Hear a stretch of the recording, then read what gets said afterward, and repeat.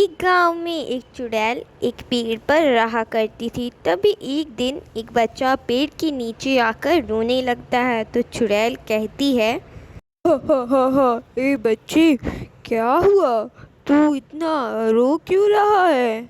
Aunty, मैं अंधा हूँ। मैं 5 दिन से भूखा हूँ। मुझे कोई कुछ खाने के लिए नहीं देता।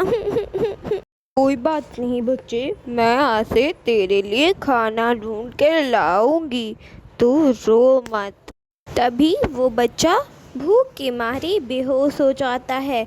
चुड़ैल उसे उठाकर एक गुफे में ले जाती है। फिर वह उस बच्चे को वहाँ पर लिटा देती है। वो उसके खाने के लिए अगल बगल में ढूंढने लगती है कि उसे छिपकली, मकड़ी और चूहे मिल जाए। लेकिन उसे फिर याद आता है कि वो बच्चा कोई भूतिया बच्चा नहीं, एक इंसान का बच्चा है। अरे ये तो एक इंसान का बच्चा है, ये चूहा छिपकली थोड़ी ना खाएगा। इसके लिए मुझे फल ढूंढना पड़ेगा। फिर वह उस बच्चे के लिए एक सेब लेकर आती है। सेब काफ़ी छोटा होता है तो उसे वो जादू से बड़ा कर देती है और उस बच्चे को उठाने लगती है। मेरा मुन्ना, बेटा उठ बेटा। फिर उस बच्चे को होश आता है और बोलता है, अम्मा बोलो, मैं उठ के आप मेरे लिए कुछ खाने के लिए लाई हो? हाँ मेरे लाल, मैं तेरे लिए फल लाई हूँ। वह चुड़ैल उस बच्चे के लिए पागल हो जाती है। वो उसे लोरियां सुनाती, चंदनिया छुप जाना रे। समझो कि वो चुड़ैल उस बच्चे के लिए पागल हो गई थी। वो ना कुछ खाती ना पीती, क्योंकि वह चुड़ैल थी, उसे भी खून चाहिए था ताकत के लिए। वो जैसे जैसे वो बच्चा बोलता उसी तरह से वो नाचती कूदती, उस बच्चे की खुशी देखती, मानो कि उस चुड़ैल की ममता उमड़ पड़ी थी। वो उसके पीछे पागलों की तरह करने लगी थी। फिर 10 साल बाद जब वो बच्चा बड़ा हो जाता है, माँ, कितने दिन तक हम फल खाकर जिएंगे? कितने दिन तक हम इस गुफा में रहेंगे? मुझे कुछ करना ही पड़ेगा। हाँ मेरा बच्चा, लेकिन तुझे याद नहीं, तू नहीं देख सकता। तू क्या करेगा मेरे लाल? हाँ, आप चिंता मत करो, मैं कोई नौकरी ढूंढ लूंगा।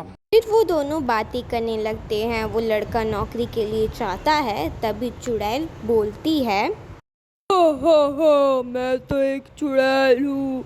मैं कैसे रहूंगी इस दुनिया के सामने? सब मेरे बच्चे को बता देंगे कि मैं एक चुड़ैल हूँ। फिर मेरा बच्चा मेरे से नफरत करने लगेगा। मैं नहीं चाहती कि मैं उससे दूर रहूं, इसीलिए मुझे एक औरत का रूप धारण करना पड़ेगा। फिर वह चुड़ैल से एक बूढ़ी औरत का रूप धारण कर लेती है। कुछ देर बाद वह लड़का आता है और दौड़ते हुए बोलता है, हाँ, मुझे नौकरी मिल गई माँ, अब हम इस गुफा में नहीं रहेंगे। वाह, ये तो बहुत खुशी की बात है। मैं बहुत खुश हूँ बेटा तेरे लिए। हाँ माँ, अब चिंता मत लो, मैंने एक घर भी ले लिया है गांव में। फिर एक दिन जब वह लड़का अपनी चुड़ैल माँ के पैर दबा रहा होता है, तभी उसे लगता है, अरे ये क्या, माँ के पैर ऐसे उल्टे क्यों हैं? जरूर मेरा कोई वहम होगा। फिर वह उनकी पैर दबाने लगता है। समय बाद जब वो अपनी माँ के पैर दबा लेता है और बोलता है, तो आज मेरे आंखों का इलाज हो जाएगा। मैं अपनी माँ को पहली बार देखूंगा और माँ को सरप्राइज दूंगा। फिर वह अपनी आंखों के इलाज के लिए अस्पताल चला जाता है। कुछ देर बाद जब उसकी आंखें ठीक होती है और वो आता है, और उस समय चुड़ैल अपने असली रूप में बैठी रहती है। वो बोलता है, हाँ देखो माँ, मैं अपनी आंखों का इलाज करवा आया। चुड़ैल को देखकर लड़का वहीं बेहोश हो जाता है। चुड़ैल उसे उठाकर बिस्तर में लिटा देती है और कहती है, जो मेरा बच्चा, मैं तुझे बताने ही वाली थी। तभी उस लड़के को होश आता है और वो चुड़ैल उसे बोलती है, बेटा, मैं तुझे सब बताने ही वाली थी, लेकिन तुझे खुद पता चल गया। नहीं माँ, आपकी इसमें कोई गलती नहीं। मैं तो बचपन में अकेला अनाथ घूम रहा था, आपने मुझे सहारा दिया। फिर भी बेटा मुझे तुझे सब बता देना चाहिए था। मेरी बहुत बड़ी गलती है।